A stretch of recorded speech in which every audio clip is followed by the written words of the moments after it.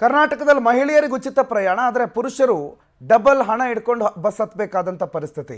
ಪುರುಷರ ಜೇಬಿಗೆ ಕತ್ರಿ ಬಿದ್ದಿದೆ, ಮಹಿಳೆಯರಿಗೆ ಫ್ರೀ ಓಡಾಟ ಇದೆ. ಬಸ್ ಟಿಕೆಟ್ ದರ ಏರಿಕೆಗೆ ಹಾಗಾಗಿ ಜನಸಾಮಾನ್ಯರಲ್ಲಿ ಆಕ್ರೋಶ ವ್ಯಕ್ತ ಆಗಿದೆ. ಮಹಿಳೆಯರೇ ಕೆಲವರು ಶಕ್ತಿ ಯೋಜನೆ ಬೇಡ ಸುಮ್ಮನೆ ಯಾಕೆ ಅಂತಿದ್ದಾರೆ. ಸರ್ಕಾರದ ವಿರುದ್ಧ ಪ್ರಯಾಣಿಕರು ಆಕ್ರೋಶ ವ್ಯಕ್ತಪಡಿಸಿದ್ದಾರೆ.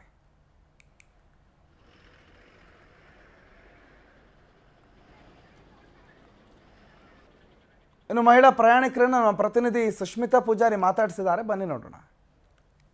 ನಿನ್ನೆಯಿಂದಲೂ ಕೂಡ ಕರ್ನಾಟಕದ ಪುರುಷ ಪ್ರಯಾಣಿಕರಲ್ಲಿ ಒಂದ್ ರೀತಿಯಲ್ಲಿ ಅಸಮಾಧಾನ ಅಂತಾನೆ ಹೇಳ್ಬೋದು. ಯಾಕಂತ ಹೇಳಿದ್ರೆ KSRTC, BMTC ಸೇರಿದಂತೆ ಎಲ್ಲ ಸಾರಿಗೆ ವಿಭಾಗದಲ್ಲೂ ಕೂಡ ಬಸ್ ದರ ಏರಿಕೆ ಆಗಿದೆ. ಸೊ ಸದ್ಯ ನಾನು ಇವಾಗ ಬೆಂಗಳೂರಿಂದ ಶಿವಮೊಗ್ಗ ಅಂದ್ರೆ ಸಿಗಂದೂರ್ಗೆ ಹೋಗುವಂತಹ ಬಸ್ ನಲ್ಲಿ ಇದ್ದೀನಿ, KSRTC ಬಸ್ ನಲ್ಲಿ. ನೀವು ನೋಡ್ತಾ ಇರ್ಬೋದು, ಬಹುತೇಕರಾಗಿ ಈ ಒಂದು ಬಸ್ ನಲ್ಲಿ ಮಹಿಳಾ ಪ್ರಯಾಣಿಕರಿದ್ದಾರೆ. ಒಂದ್ ಕಡೆ ಪುರುಷ ಪ್ರಯಾಣಿಕರಿಗೆ ಈ ಒಂದು ಬಸ್ ದರ ಬಗ್ಗೆ ಸ್ವಲ್ಪ ಅಸಮಾಧಾನ ಇದೆ. ಹಾಗಾದ್ರೆ ಮಹಿಳೆಯರು ಇದ್ರ ಬಗ್ಗೆ ಏನ್ ಹೇಳ್ತಾರೆ, ಅವ್ರಿಗೆ ಇದು ಒಪ್ಪಿಗೆ ಇದೆಯಾ ಏನು ಅಂತ ಹೇಳಿ ಅವ್ರನ್ನೇ ನಾನು ಮಾತಾಡ್ಸ್ತಾ ಹೋಗ್ತೀನಿ. ಮೇಡಮ್, ಒಂದ್ ಕಡೆ ಪುರುಷರಿಗೆ ಫ್ರೀ ಕೊಟ್ಟಿದ್ದಾರೆ, ಅಂದ್ರೆ ನಿಮಗೆ ಫ್ರೀ ಕೊಟ್ಟಿದ್ದಾರೆ, ಪುರುಷರಿಗೆ ರೇಟ್ ಜಾಸ್ತಿ ಮಾಡಿದ್ದಾರೆ.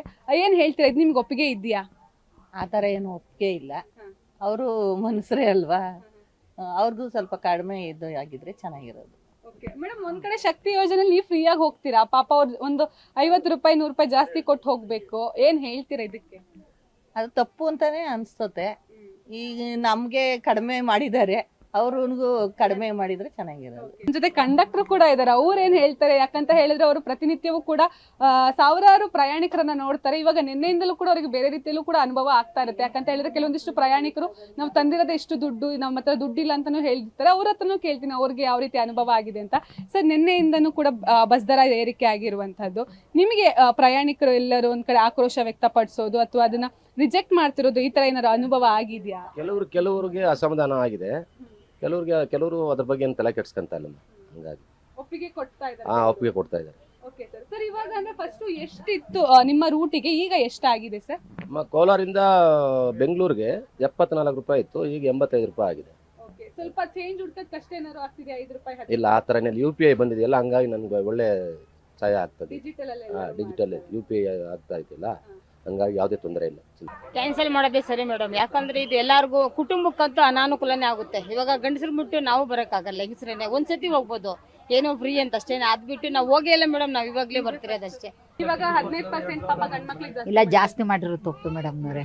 ಅವ್ರಿಗೆ ಮಾಡಬಾರ್ದಾಗಿತ್ತು. ಮನೇಲಿ ನಮಗಂತೂ ಏನು ಕೆಲ್ಸಗಳಿರಲ್ಲ, ಮನೇಲಿ ಗಂಡಂದ್ರ ಮೇಲೆ ಜಗಳನ ಮಾಡ್ಕೊಂಡು ಬರ್ತೀರಿ ನಾವು.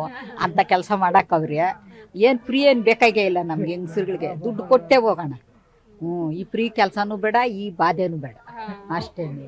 ಇದಿಷ್ಟು ಏನು ಮಹಿಳಾ ಪ್ರಯಾಣಿಕರು ಹೇಳ್ತಾ ಇರುವಂತದ್ದು. ನಾವು ನಿನ್ನೆಯಿಂದ ನೋಡಿದಾಗ ಪುರುಷ ಪ್ರಯಾಣಿಕರು ಸಾಕಷ್ಟು ಇದಕ್ಕೆ ಆಕ್ರೋಶವನ್ನ, ಅಸಮಾಧಾನವನ್ನ ವ್ಯಕ್ತಪಡಿಸ್ತಾ ಇದ್ರು. ಆದ್ರೆ ಕೇವಲ ಪುರುಷ ಪ್ರಯಾಣಿಕರು ಅಷ್ಟೇ ಅಲ್ಲದೆ ಏನು ಉಚಿತ ಸೇವೆಯನ್ನ ಬಳಸ್ತಾ ಇರುವಂತಹ ಮಹಿಳಾ ಪ್ರಯಾಣಿಕರಲ್ಲೂ ಕೂಡ ಇದು ಅಸಮಾಧಾನ ಇದೆ. ಯಾಕಂತ ಹೇಳಿದ್ರೆ ಇವಾಗ ನಾವೆಲ್ಲರೂ ಒಂದ್ ಕಡೆ ಹೋಗ್ಬೇಕು ಅಂತ ಹೇಳಿದ್ರೆ ನಾವು ಫ್ರೀ ಆಗಿ ಹೋಗ್ತೀವಿ, ಆದ್ರೆ ನಮ್ಮ ಮನೆಯಲ್ಲಿರುವಂತಹ ನಮ್ಮ ಗಂಡ ಆಗಿರ್ಬೋದು ಅಥವಾ ನಮ್ಮ ಮಕ್ಕಳಾಗಿರ್ಬೋದು, ಇವರು ಎಕ್ಸ್ಟ್ರಾ ದುಡ್ಡನ್ನ ಕೊಟ್ಟು ಹೋಗ್ಬೇಕು. ಒಂದ್ ಕಡೆ ನಮಗೆ ಫ್ರೀ ಕೊಟ್ಟು ನಮ್ಮಿಂದ ಕೊಡ್ತಾ ಇರುವಂತಹ ಹಣದಿಂದ ಅವ್ರ ಹತ್ರ ಕಿತ್ಕೊಳ್ತಾ ಇದಾರೆ ಅಂತ ಹೇಳಿ ಅವ್ರು ಹೇಳ್ತಾ ಇರುವಂತದ್ದು. ಕ್ಯಾಮ್ರಾ ಪರ್ಸನ್ ಶ್ರೀಹರಿ ಜೊತೆ ಸುಷ್ಮಿತಾ ಪೂಜಾರಿ, ಪವರ್ ಟಿವಿ, ಬೆಂಗಳೂರು.